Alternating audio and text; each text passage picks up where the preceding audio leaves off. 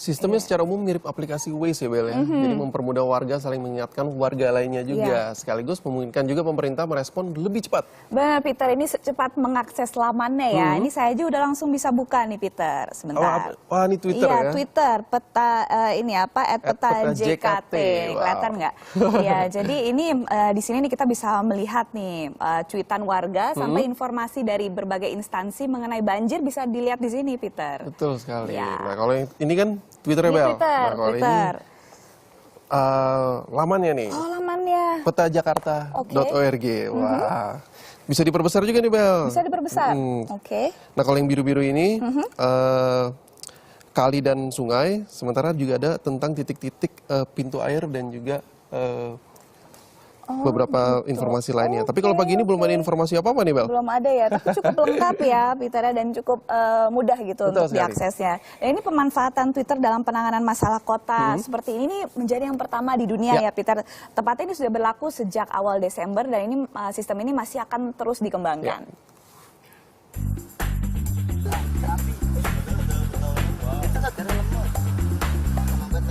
Kemajuan teknologi informasi berdampak langsung pada pola dan gaya hidup warga. Di antaranya pesatnya pemanfaatan jalur komunikasi via jejaring sosial media. Salah satunya Twitter. Di seluruh dunia, Indonesia tercatat sebagai pasar terbesar situs ini.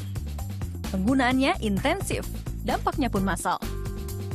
Selama masa pemilu misalnya, dari dalam negeri terunggah tak kurang 95 juta tweetan. Tweet terkait Ramadan berjumlah sedikitnya 43 juta unggahan.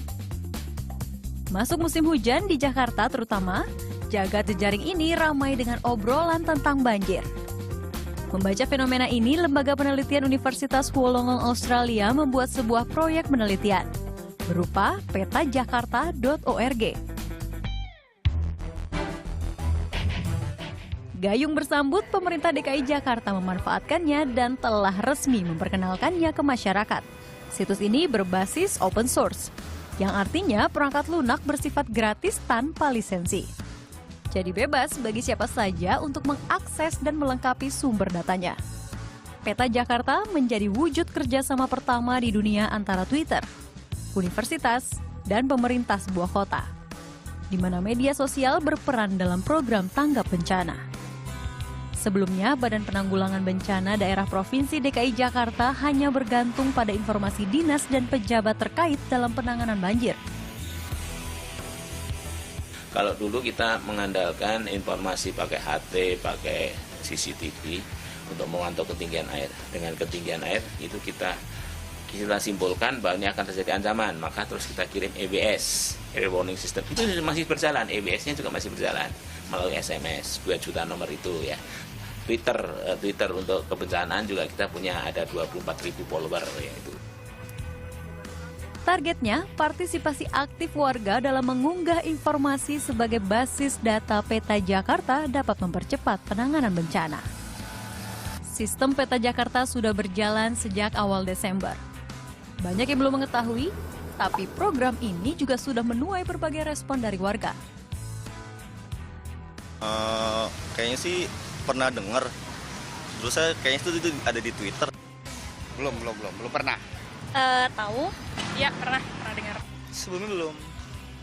Inovasinya bagus lah. Karena dengan adanya Peta Jakarta, masyarakat menjadi lebih tahu dan lebih update tentang kondisi real yang ada di lapangan. Menyediakan informasi juga mengenai jalan alternatif yang bisa digunakan. Otomatis kan sudah ada staf-stafnya tuh, langsung ditanggapin mungkin ya, atau lambat atau cepatnya.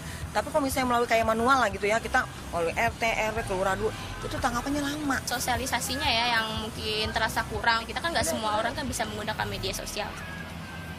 Lurah, RW, RT. So we hope minimum one day.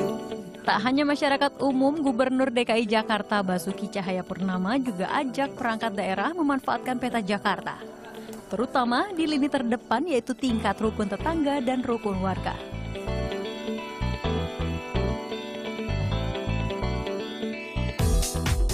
Tanggal 15, langsung suruh mereka bawa handphone yang berbasis Android untuk langsung tes download, langsung ngisi, langsung praktek. Pemerintah akan memberi kompensasi pada pengurus RT atau RW atas informasi proaktif ini. Sosialisasi teknis dan pelaksanaannya mulai berlangsung pekan ini. Feby Purnamasari, Nugrahanto Margo melaporkan untuk NET.